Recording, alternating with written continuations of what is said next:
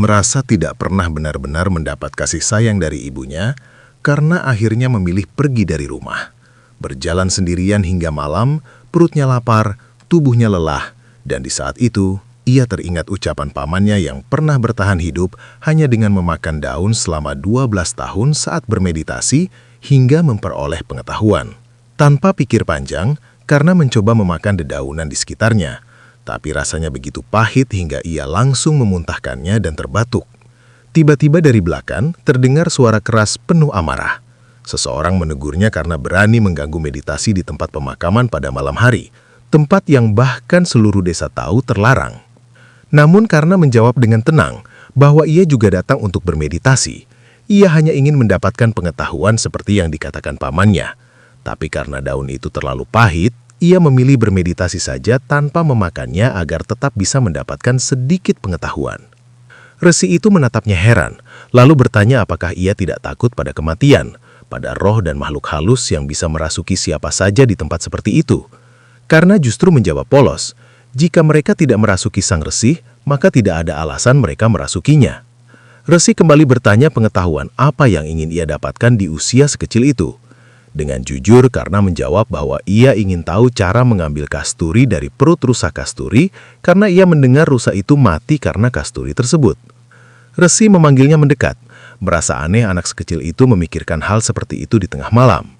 Dengan suara pelan, karena menjelaskan bahwa jika rusa tidak mati karena kasturi, maka ibunya juga tidak akan mati karena dirinya. Karena ibunya takut ia akan menjadi penyebab kematian, itulah yang membuat ibunya tidak mencintainya. Dan ia hanya ingin ibunya mencintainya seperti ia mencintai Sean. Karena lalu kembali dan mencoba bermeditasi, masih berharap mendapatkan jawaban. Bahkan ia sempat bertanya berapa lama waktu yang dibutuhkan untuk mendapatkan pengetahuan. Namun resi menghentikannya dan menyuruhnya pulang, mengatakan bahwa ia tidak perlu bermeditasi untuk memahami hal itu. Rusa tidak mati karena kasturi, justru kasturi adalah sumber kehidupannya.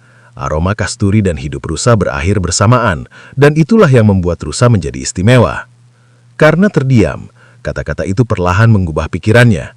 Ia lalu bertanya dari mana resi mengetahui semua itu, dan resi menjawab bahwa ia pernah melihat rusa kasturi di puncak Himalaya. Mendengar itu karena langsung bersemangat. Ia ingin menunjukkan rusa itu pada ibunya, agar ibunya percaya. Bahkan ia memohon agar ditunjukkan jalan ke Himalaya. Namun resi menolak, mengatakan tempat itu sangat berbahaya dan hanya bisa dicapai oleh seorang pejuang hebat. Karena dengan polos berkata bahwa ia sudah besar, ia sudah makan sendiri dan bahkan tidak lagi menjatuhkan makanan. Resi tersenyum lalu bertanya, apakah ia seorang pemanah? Karena kebingungan dan bertanya, apa itu pemanah? Resi menjelaskan pemanah adalah orang yang memiliki busur. Karena langsung menangkap maksudnya dan bertanya, apakah dengan memiliki busur ia bisa pergi ke sana?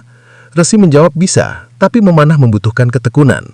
Tanpa ragu karena berkata, jika ketekunan bisa membuat ibunya mencintainya, maka ia akan melakukannya. Ia berterima kasih dan bertekad menjadi pemanah untuk mendapatkan rusa kasturi bagi ibunya. Resi menatapnya dalam-dalam, lalu berkata bahwa dengan keberanian seperti itu, karena pasti anak seorang kesatria besar, dan suatu hari akan menjadi pemanah hebat. Karena masih penasaran dan bertanya, apakah ia harus makan daun untuk menjadi pemanah? Resi menjawab tidak, karena langsung tersenyum yakin dan berkata bahwa ia akan menjadi pemanah terbaik di dunia.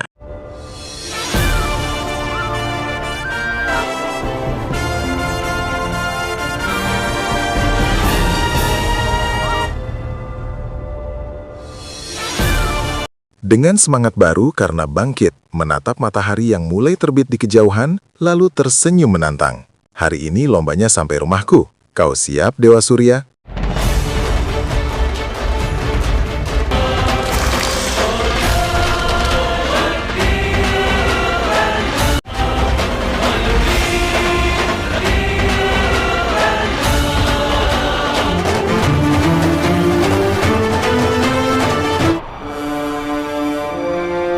Karena menatap matahari sambil tersenyum ringan. Hari ini kau menang lagi, karena pikiranku tadi tertuju pada rusa kasturi. Tapi setelah aku mendapatkannya untuk ibu, aku akan menantangmu lagi. Lalu ia pun berbalik dan pulang dengan hati lebih tenang. Meski sesampainya di rumah, Radha masih bersikap dingin padanya. Adhirata yang melihatnya heran langsung bertanya pagi-pagi ia pergi kemana. Karena menjawab santai bahwa ia tadi bermeditasi dan sekarang sudah mendapatkan pengetahuan. Semua kekhawatirannya akan segera berakhir.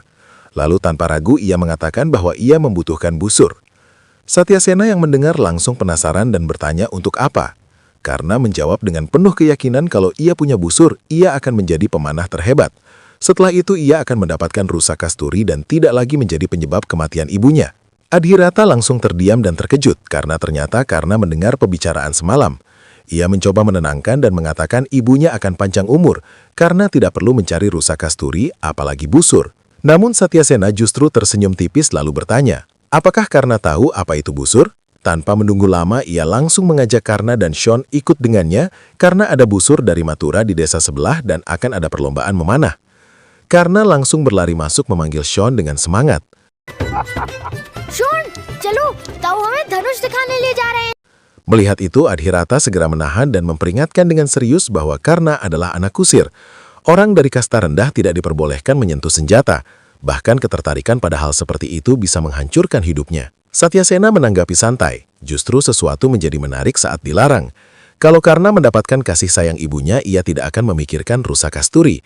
Dan jika tidak bisa memberinya itu, setidaknya biarkan ia melakukan apa yang ia suka. Setelah melihat busur, ia pasti akan puas. Lagi pula, ia masih terlalu kecil untuk memahami aturan. Adhirata tetap gelisah dan bertanya bagaimana jika Karna memang memiliki bakat sebagai pemanah hebat. Satyasena menjawab tanpa ragu. Kalau itu benar berarti kasta hanyalah mitos. Lalu untuk apa dipatuhi? Adhirata kembali khawatir. Bagaimana jika Karna ingin belajar memanah? Apakah para kesatria akan memaafkannya? Satyasena menatapnya tajam dan berkata, anak-anak tidak punya kasta. Anak kusir juga berhak bahagia. Jika Karna ingin melihat busur, maka ia akan memastikan itu terjadi. Ia lalu memanggil Karna dan Sean dan mengatakan hari ini mereka tidak hanya melihat busur, tapi juga akan menjual kereta kepada para kesatria. Dari kejauhan, Karna langsung melihat arena perlombaan. Matanya berbinar. Ia menunjuk dengan semangat. Itu busur. Satyasena menyuruhnya mendekat dan menyentuhnya, mungkin untuk pertama dan terakhir kalinya dalam hidupnya. Tanpa ragu, Karna dan Sean langsung berlari ke arah arena. Di sana panitia berseru keras memanggil para prajurit, kesatria, dan pemanah dari berbagai tempat. Namun belum ada yang dianggap paling berani. Siapapun yang bisa mengenai sasaran dengan tepat akan mendapatkan busur dari Mathura bernama Aparajit. लक्ष्य का भेदन करेगा किंतु लक्ष्य भेद क्या आया अपराजित नाम का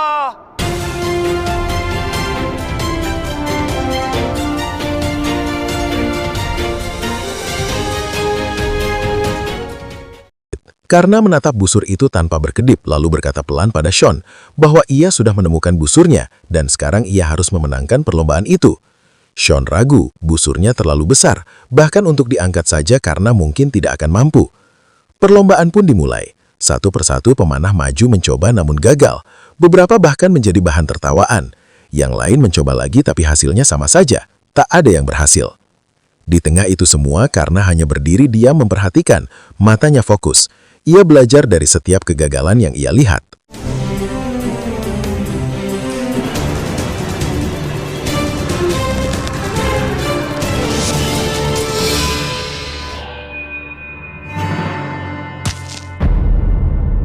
Dalam hati, Karna mulai memahami sesuatu. Ia memperhatikan arah angin yang terus berubah dan menyadari bahwa untuk mengenai sasaran dengan tepat, anak panah harus dilepaskan mengikuti arah angin. Sean yang mendengarnya heran karena Karna berbicara seolah ia bisa melakukannya. Karna menjawab santai, kenapa tidak? Namun Sean mengingatkan bahwa ia masih anak kecil dan tidak ada yang akan mengizinkannya ikut dalam perlombaan itu.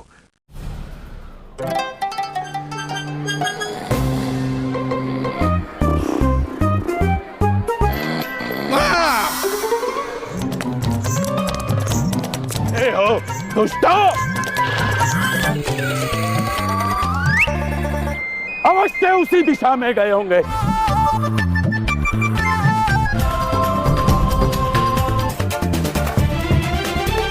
Karna dan Sean akhirnya menemukan ide nekat. Mereka menyamar jadi orang dewasa, lalu diam-diam masuk ke arena perlombaan, berjalan di tengah kerumunan tanpa menarik perhatian. Sampai tanpa sengaja, mereka berpapasan dengan Satyasena yang langsung sadar, tapi hanya tersenyum heran melihat tingkah mereka. Sean dengan polos bilang kalau Karna ingin mendapatkan busur itu. Belum sempat dicegah karena sudah menarik Xion dan menghilang di antara orang-orang. Tanpa ragu, Karna langsung masuk ke antrean peserta, berdiri di antara para kesatria seolah dia memang bagian dari mereka. Uttam yang melihat langsung kaget dan mencoba memberitahu ayahnya, tapi ayahnya terlalu fokus pada pertandingan.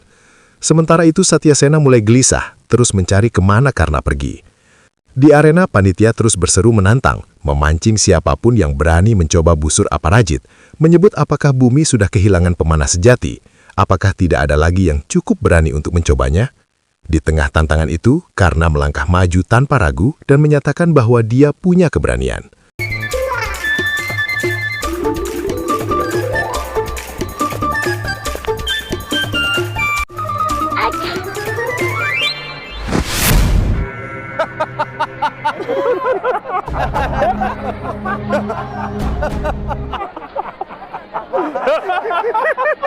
Orang-orang langsung menertawakannya saat melihat dia hanyalah seorang anak kecil. Panitia mencoba mengusirnya, tapi Karna tetap berdiri, memohon satu kesempatan karena ia ingin mendapatkan kasturi untuk ibunya. Panitia tetap menolak, namun saat Karna hampir pergi, seorang kesatria justru menyindir dan membiarkannya mencoba. Yang lain ikut menertawakan dan menantangnya. Akhirnya panitia mengalah dan memanggil Karna maju. Seluruh arena menonton sambil meremehkan. कल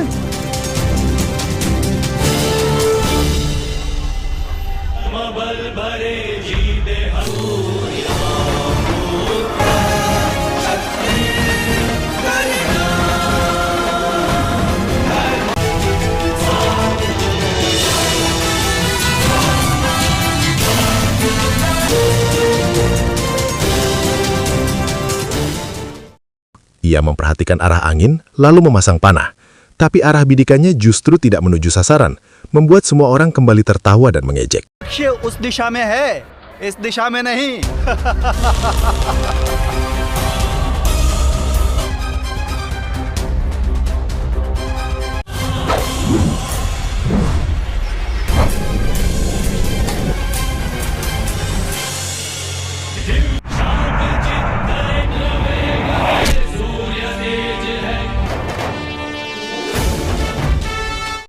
Namun tanpa ragu, Karna melepaskan panahnya.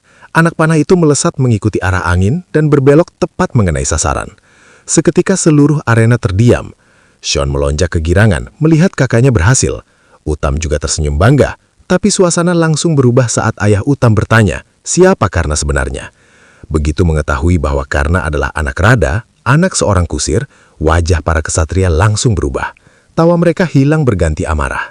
Mereka menganggap ini penghinaan besar.